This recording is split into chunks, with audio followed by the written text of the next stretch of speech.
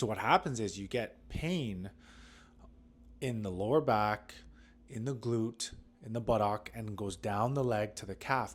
And the good thing is that all we had to do was, so I just had a wonderful lady come in and she was desperate. So I assessed her. She came in with calf pain, excruciating, debilitating pain in her calf. And the sad part about it is that she's got two young kids and she's a single mother and she is unable to take care of her kids. So she has her mom helping her out. However, her mom also has a physical limitation. So she basically broke down in the session and it was heartbreaking. But positive news is that we figured out what the problem was.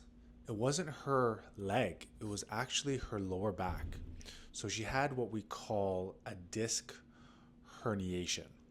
Now, it wasn't diagnosed on imaging, but it's pretty clear. She sits for work all day and then she drives a school bus. So she's sitting all the time. And when you sit for extended periods of time, you end up compressing the disc, which squeezes the inside of the disc outward.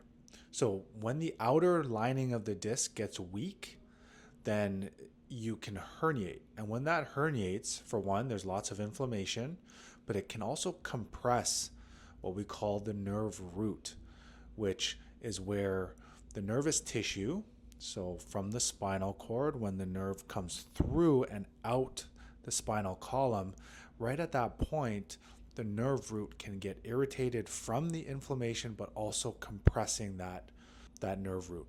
So what happens is you get pain in the lower back, in the glute, in the buttock, and goes down the leg to the calf. But some people, they don't really notice it so much in their lower back. They may feel some soreness, but most of the pain is actually in the calf area.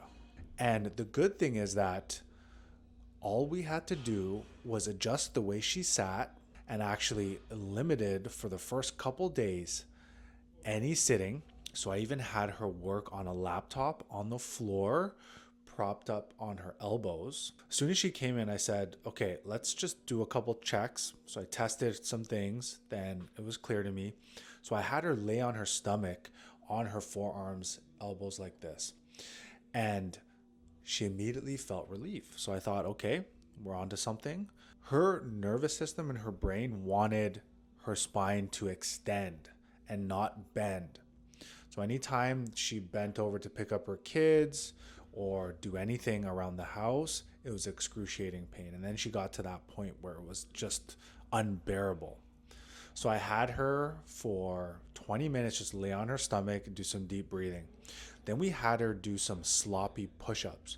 So it's basically like a cobra movement, okay? And we did that repeatedly throughout the session, and her pain in her leg ended up going away. She just had more soreness in the lower back, and then from there, the pain in her lower back went away completely.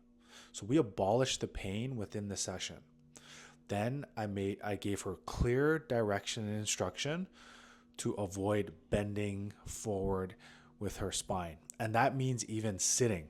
We don't want her to slouch into the chair because that causes bending of the lower back.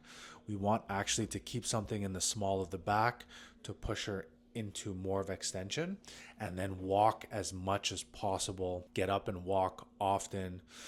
But for the first 2 days, I'm going to have her lay on her stomach, propped up on her elbows, and then doing those sloppy push-ups every 20, 30 minutes, getting up and walking. You could even do those extensions standing, leaning back and bending backwards.